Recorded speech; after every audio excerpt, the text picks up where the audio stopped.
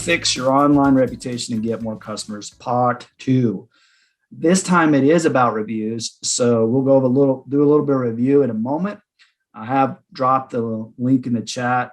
And of course, if you're seeing this at a later date, we'll link it in the description. So you guys will be fully prepared and everything is made available for you to be as educated on reputation as possible.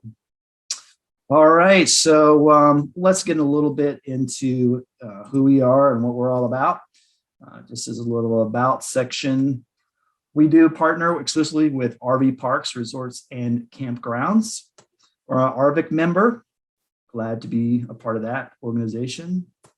And we talk about the M5. It's an RV park-centric marketing system. And the framework there is, as you can see with the awesome graphic of the scale the M5 mountain, you have reputation, resell, reach, and retarget that we build out what we do on.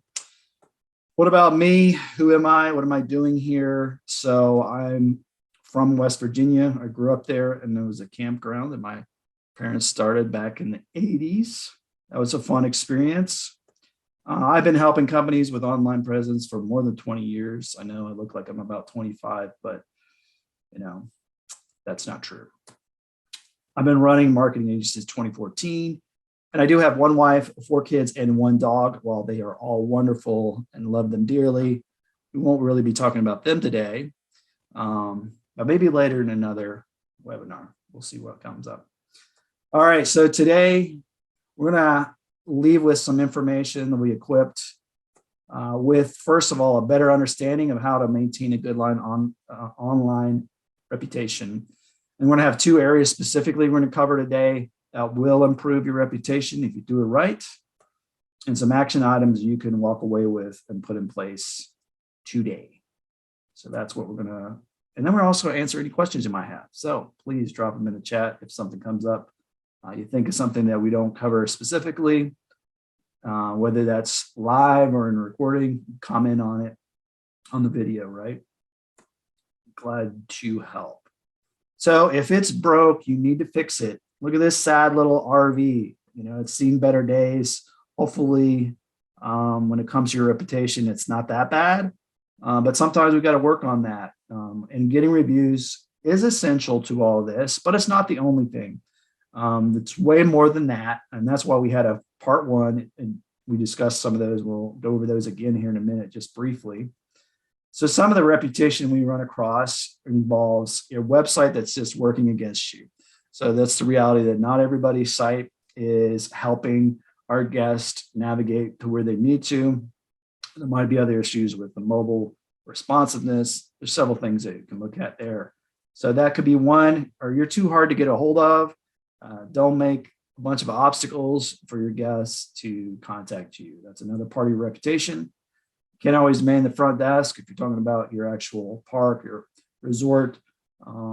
There's different technologies and things you can do, but if the reality is just not being able to do that well can also cause problems with reputation. And you never want to have incorrect information about your park online, so that could be a problem. And then one of the big things we're talking about today, not a consistent way to get reviews, not enough reviews, all those kind of things. All right, so we do have an opportunity to impress, though. And first and foremost, a camper's visit starts way before they arrive at your park. The online experience is going to be just as important as an in-person stay, because if it's in a bad way, they may never end up at your park or your resort. So we want to bring the same energy that we want to create on site online. So you're going to have a rest and relax kind of atmosphere when people come visit you. Let's try to do that same thing online. All right, so here's our quick review from last time. Like I said, there's a link for you to go look at that. Here's a screenshot from when we talked about it. We talked about website messaging in the front desk and how you can improve those areas. So you can go to YouTube, subscribe, smash those like buttons, as the tubers say. Go ahead and search Rest and Relax ROI to find that, as well as the link that's in this description. All right, so now we're going into the meat of what we're talking about today, which is 2 areas of improvement include Google BP, and that has nothing to do with British Petroleum, but it is the business profile. And then reviews. We'll talk about not only Google, but some other areas that reviews are often found in. So let's get right into it. So the Google business profile. The reality is most people know this as Google My Business. Well, they changed the name, as they often do. It was named something else before that. But that's what we're talking about right here. We have what we're going to talk about is optimizing that, doing some call tracking potentially, having messages, and business listings, having those correct. So those are the 4 main areas we're going to talk about. Get right into it. So if you haven't already done this, we're going to talk about adding, claiming, and verifying, just to go over some simple steps on how to do that, because you got to start there. So if you're a new organization, new campground, whatever the case may be, you may not have that. So you want to add that as a new business or claim it if you haven't already. And you're going to verify that. That could be done through phone, text, email, or video. And sometimes you may need more than one to actually get that verification to go through. And just so you know, it could take a little bit of time. Be prepared to, have it take up to a few weeks. Most of the time that's not the case, but just want to make you aware of that. So add it. You see a little animation that we have here. You can go to maps.google.com to add a listing if you need to. You're going to type your name or address. You're going to click that little hamburger menu that you see, and then add your business down at the bottom there. And that is where you're going to fill in your information for a brand new or one that somehow Google didn't find already.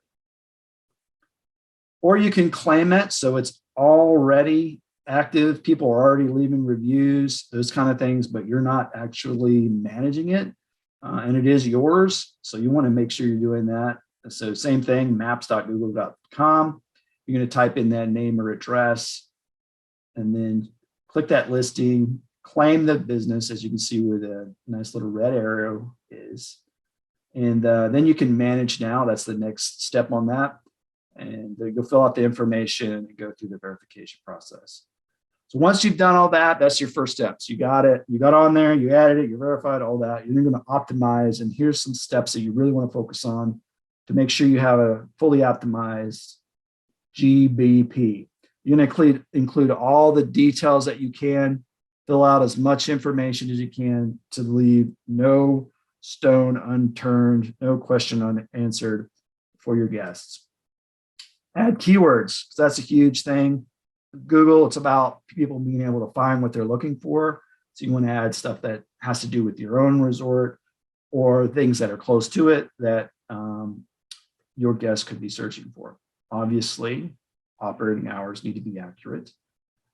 This is going to add it. The operating hours are also part of what would be considered an NAP listing, name, address, phone number. A lot of times it's found on someone's website and business listing sites. So we want that to be accurate across all places that it's found. Adding photos. As you can see in this particular example, they have some nice photos of the facilities. You can put a lot of photos on there, add as many as you want, make sure they're good, professional.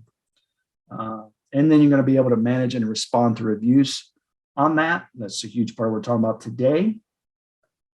And enable the messaging. So we'll get a little bit into that in a moment. And use a post feature. So we'll get right to that now.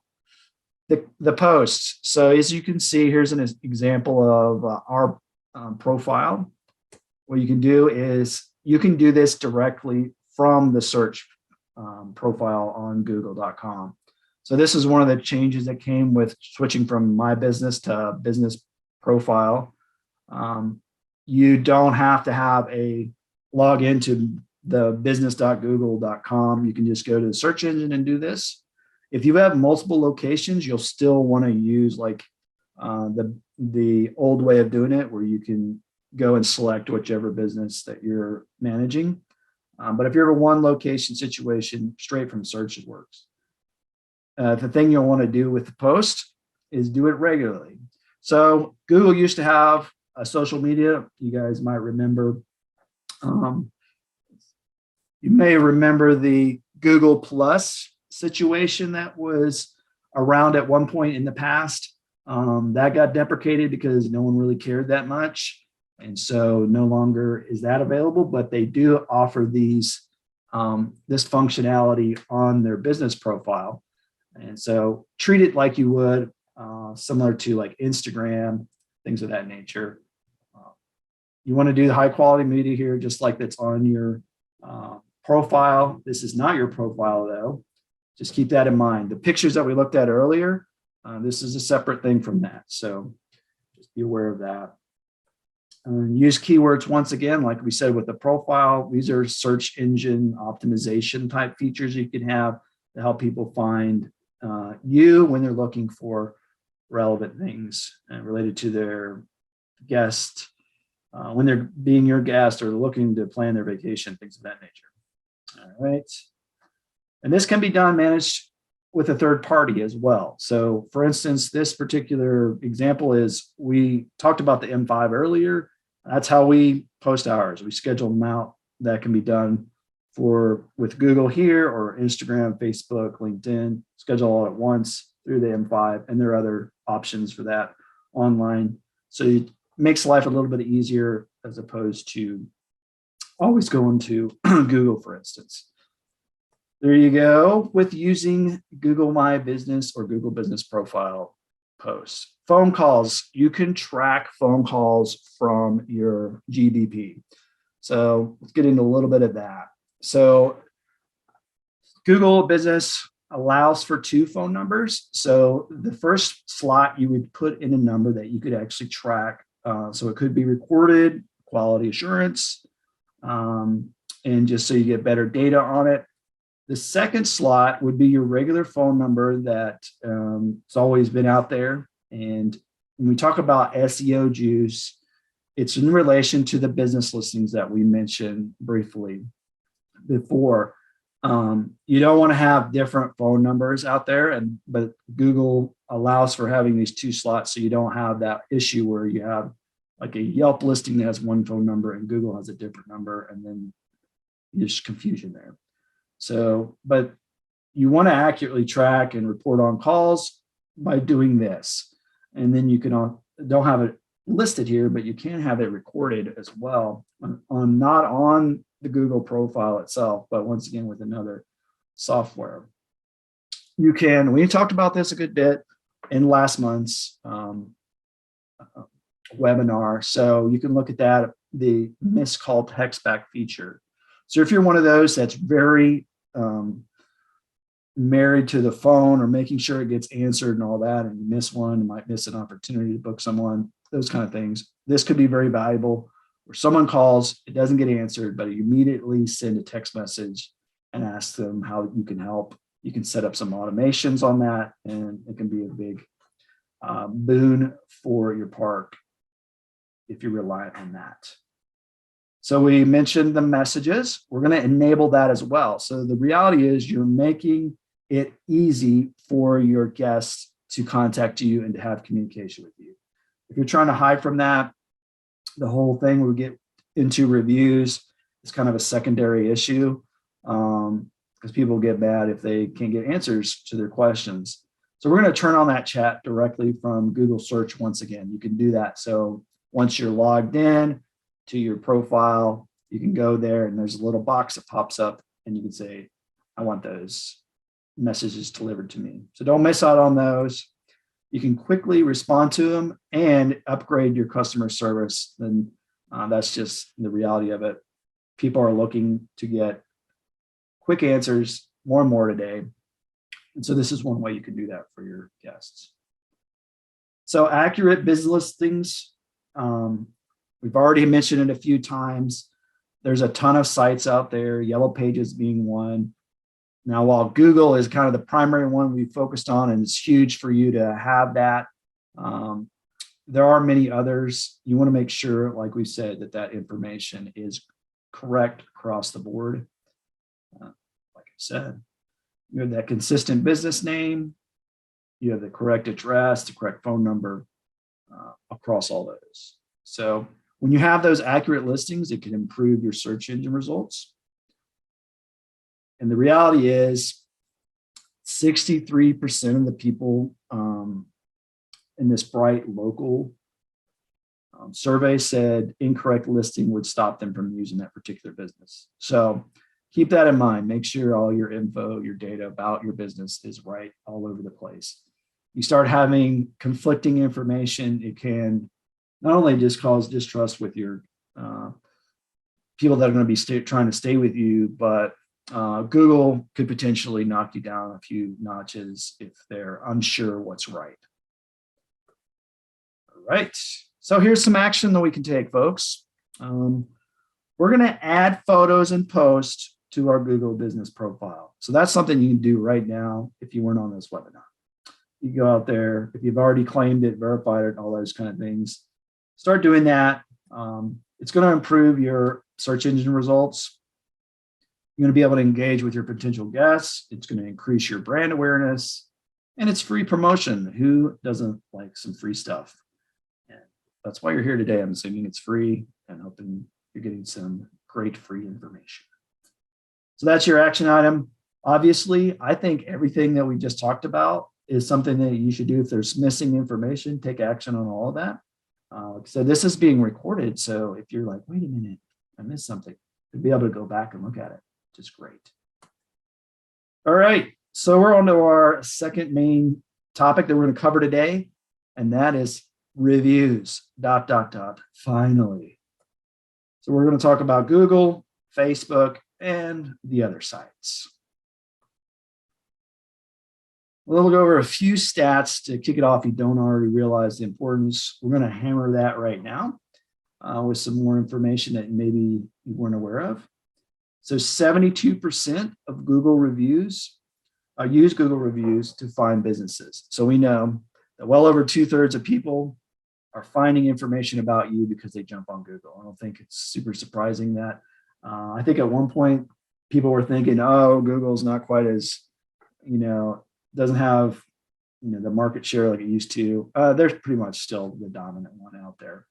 So focus on that, right, as one of your first area of battle for online reviews. Here's a good stat for you. Businesses with at least 200 reviews generate 2 times the revenue. That's a cool stat.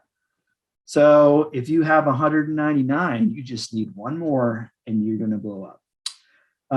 No, but just in general, probably a lot of places have a lot of work they could potentially do to increase their reviews. And once they get to that magic 200 number, that could be a big burn as well. So I think this is another one of those things that we all understand on some level already, but 21% of the people are 21% more likely to leave a review after a negative experience. And we know this. People like to complain in this world, and that happens with all of our businesses from time to time. So we got to be aware of how to combat that effectively. We know that. And to back that up, 94% have avoided a company due to a bad review. So if you're having bad reviews, and you're not addressing those by doing some of the things we're going to talk about next, you're going to obviously lose more business in the future, potentially. So let's not do that. That's bad. So let's look at some best practices. So we talked about verifying the business profile so that you can show up on maps, search, and other services that Google has. You're going to want to remind customers to leave reviews. Now, keep this in mind. There'll be some information later that sounds like this is contradictory, but reality is you need to make it aware that you want reviews in different ways. So let's do that. And you're going to reply to those to build customer trust. And you have to value all of those reviews. So negative, positive, the negative ones are the ones that everybody's like, but if you're leaving those blank, that's problematic because it's not building trust. It's building distrust. That's the opposite. So the benefit of Google reviews. We talked about trust. It's going to increase that. We're going to have better online exposure and local SEO. You can see that this is a recurring theme with what we're talking about today. Google profile, reviews, all that, it's going to affect your especially local search engine results, which is when people are traveling through the area where your resorts and your parks are, this is why that matters. And you receive feedback and customer intelligence for good and bad. So what's going on here is, if you get good feedback or bad, that information obviously can be taken and help you improve what you do with your business. And that can improve click-through rates onto your website as well, and better conversion rates. Those are all good things to do. Now we're moving on to Facebook. The reason we're going to talk about Facebook is it's another major place that people are going to be leaving reviews. It's almost 1/5 of the reviews that are online are found on Facebook. But too many, sorry, you weren't supposed to see that. 18% in the US made purchases on Facebook in the past year. So once again, that's a healthy amount of people that are having buying decisions, making purchases because of their Facebook usage. 66% visit local business pages once a week. So your Facebook page can be a very big hub of sorts online for people to learn more about you. And of course, the reviews and recommendations are a big part of that. And 55% use it as the most common way to learn about a business. So that's a lot. Over half the people will find out more information about your resort, your park, whatnot, through your Facebook page. So what are you doing with that? That's a little bit of a different thing. Are you actually doing anything on your Facebook page? Or is it stagnant? People are going there. And we know this for a fact. If you've been on Facebook ever, people ask for recommendations, right? And 66% are likely to share their experiences and opinions on Facebook. So 2/3 are talking about you. Let's make sure that it's something good. And if it is bad, let's do something about that as well. Okie doke. How about some benefits? So number one, you could increase organic reach. Once again, we're talking about some SEO benefits with this. Credibility and trust, another factor we've already talked about. Positive and direct customer service. Once again, so some of these are same type of thing with Google. And you can get a top position for Facebook professional services as well. So those are some things that you can look into. I'm going to play a little video here in a minute on the next screen about best practices, and we'll see how we can do these practical steps to make sure we're getting the reviews and the recommendations. So you can enable the reviews tab and the notifications, and then copy and save that link so you can share it, and then promote your Facebook reviews. So that are some main things we can do to, and also display it on the website. So here's this video. Play it. Hope you guys can. No video or no sound. So you can see here, you go to that tab. You can go down to reviews, make sure that's turned on there, and then go back and see that there is the reviews tab. Click on that, and you can copy that URL that would come up to be able to share. Go down to your settings and notifications and allow it, and make sure that your new page review is notified whenever. So that's basically how you would do that. Make sure you're getting those review notifications and it's all enabled the way it should be. All right, the rest of the reviews, sort of. All right, so Good Sam in this space, everyone's aware of these guys, been around a long time. And then you have RV Life, you have Campendium, RV Parky. I believe Mark Cope, I think that's how you say your last name. If I'm saying it wrong, I'm sorry. But your site, Campground Views, I'm not sure if you guys do reviews or not. I didn't get you added here, but I'm glad to have you on today. So they do. We do. Mark does have reviews, so that's another one. that people can submit reviews. Tell me, Mark, as well, can campgrounds and parks go on? They can claim their park and they can respond to reviews. That would be the question, because some of these, Camp Indian, I know for a fact you're not, they don't have that ability to allow you to respond. So it's just, people are just blasting their information out there as far as their reviews. No response. We filter out the BS. So Mark filters out the BS. Thanks, Mark. So yeah, so that's just the reality. Some you're going to be able to, obviously Google, Facebook, you're going to have control of those. There's some of these other ones. Good Sam. That's campground. Mark Copes is campgroundviews.com. Good Sam, you have to be a member, I believe, in order to be able to respond on that. And of course, that's a paid thing as far as being a Good Sam member. And so those, and there's a whole bunch more, right, of online review places for different things. A couple of just big sites in general, Yelp and TripAdvisor, people could be leaving reviews on those as well. So the reality is, in this situation, there are tons of places that you could be paying attention to. So you have to figure out what works for you. We're going to suggest spend the majority of your time with Google and Facebook, because that's where the majority of people are. And as far as, and then you have to figure out, are these other sites, do you join them? Do you, try to respond on all of them? You only have so much time and energy to do these things. So just be wise about where you go as far as trying to respond back and that sort of thing. So let's talk about some don'ts. Don't do these things when it comes to reviews. Don't review gate. Does anybody know what review gate is? It's not having anything to do with Watergate. It is literally giving people the option. You message them and you say, did you have a good experience with us? Yes or no? And if they say yes, you send them a link to your review site. If they say no, you might send them a form to fill out, and you get the information back. So you don't send them that link.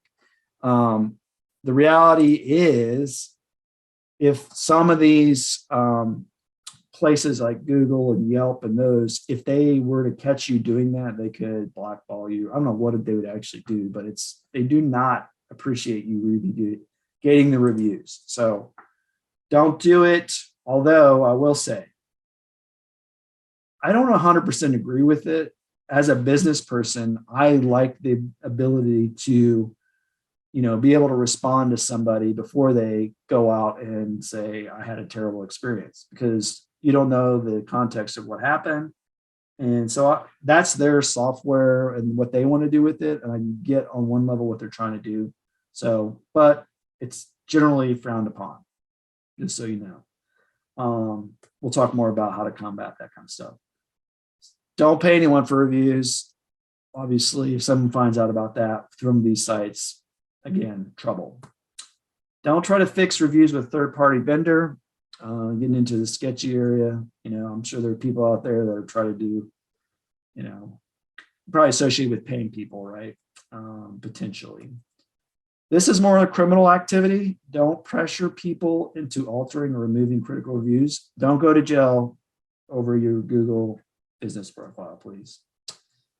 And don't do nothing or give up, please. Don't want to ever give up on anything that's, well, some things you want to give up, like if you're doing, like maybe smoking, don't do that. But on something like this, you just need to keep being consistent and put a system in place, and then you can win the battle on having good reviews and a good online reputation.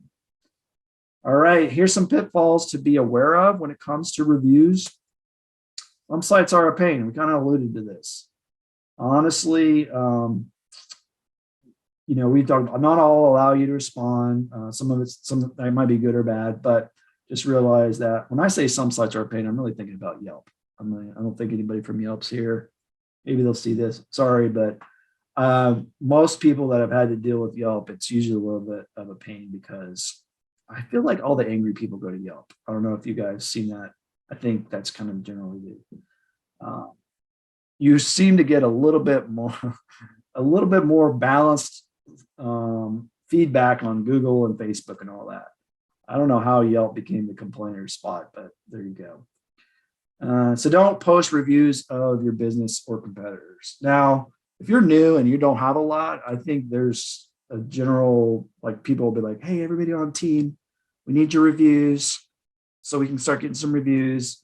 The problem, you can see why that could be an issue, right? Like, because if somebody that works for you, like, they're not going to have like an honest review necessarily. If they do, they're afraid for their job. And of course, competitors, if you can give an honest review of your competitor, that's great. But some places are not going to want you to do that as a part of their policy. So watch it for that. Some sites literally don't want you to ask for reviews, and that's Yelp. I don't know about all of them, but once again, I don't really agree with that particularly because, what's that mean? Don't ask for reviews. Like, they're real big on just let the natural flow happen. Well, if people don't know to review, you got to remind people and ask people and things like that. But you just be aware of it depending on what platform you're focusing on. So another one, don't offer freebies, discounts, or payments for reviews. We talked about payments before. That is actually people like, hey, get a gift card or, chance to win, all that kind of stuff to get some momentum on these things. That's also frowned upon in the industry. And I'm talking about the review industry. All right, here's our action item for this section. And we're going to take some action by always be getting reviews, ABGR. That slightly contradicts what some of the things were about pitfalls, but the reality is we want to put a system in place, whether that's online or in person, try to get as many people to send their feedback as possible. The reality is if you've got a good product, good park, good resort, whatever the case may be, and you're getting that, you're gathering the information from your guests, it'll balance out over the long haul. Now, if you're terrible at what you do, don't try to get reviews. Fix your problems first, whatever that might be. If you're only getting bad reviews, then that should kind of help you figure out, okay, what are we doing wrong? But if it's just because like three guys, from that all knew each other had one bad experience and those are the only reviews you don't have a system, you don't have a consistent way of doing that. So maybe there's online things to do, and then there's real life in-person stuff. Do a QR code, have it at the front desk. While you don't want to necessarily do some of the things we talked about incentivizing, while many people do that, you can say, hey, scan here, we love your feedback, that sort of thing. Kind of find a way to incorporate this on a regular basis in your business processes. So respond to the reviews. We alluded to this earlier. This is a huge part of it. So we got some more stats for you. 63% of people surveyed had at least one company that never responded. So don't be the people that just leave the reviews there and never talk. Like, that's another place where people are maybe not directly messaging you, but they're communicating about you. Respond accordingly. Especially respond to the negative ones, please. I've seen in the industry mixed opinions about negative reviews in the park space, and everybody that says just ignore them, ignore those people, please, because they're not marketing people necessarily. So if you're getting that feedback, please don't listen to those people. 53% of people expect a business to respond in less than a week when it comes to a negative review. 1/3 of those people are expecting a response in less than 3 days. And 30% are going to reverse their negative review if you address it. So if there's some kind of misunderstanding, whatever the case may be, you go on there, be professional, be courteous, all those things. You can turn the tide, especially if they just didn't understand what was going on. Now, if you really screwed up, you got to own it and try to make it better. That's life, people. It's how things work. Also, if you need a system, we've got one. You can talk to us about that if you'd like. So just as a review here today, we talked about Google, British Petroleum, no, business profile, and we also talked about the reviews. And if you guys have any questions, you can feel free to drop those in now, because that's what this slide's for. It's for questions. I don't think we've had any. We'll just review real quick. We answered the ones that were in there so far. I'm going to for those of you that might have jumped in a little bit later, reposting the first installment of reputation management, how to fix that. So you guys, if there are any questions, feel free to go ahead and drop those in anytime here. We want you to connect with us, please. We're all about making friends, and you can find us on Instagram, Facebook, LinkedIn, all at Rest Relax ROI, or just type the name in, those kind of things. You'll find us if you just search us. Our next one, we're going to be talking about generating more revenue from guests who already love you. And so it's keys to effective reselling. And so we'll be talking about that towards the end of next month. So maybe the last week of August, around there, but you will find out about it. We really appreciate everybody joining us today. Like I said, if you think of a question later, you're not allowed to ask it. This was your one time and you missed it. So sorry about that. Just kidding. You can ask any question anytime. And that's why you can keep the conversation going by booking at book.restrelaxroi.com. And that's just to have a chat about whether it's what we talked about today or maybe later on. You have other questions about other marketing items, or whatever. Maybe you have a question about how do you handle 4 children so successfully, and also have a dog. I can fill you in on that as well. So thank you all for joining, and until next time, you guys have a wonderful weekend and enjoy the summer months as they wrap up. Until then, happy trails to all.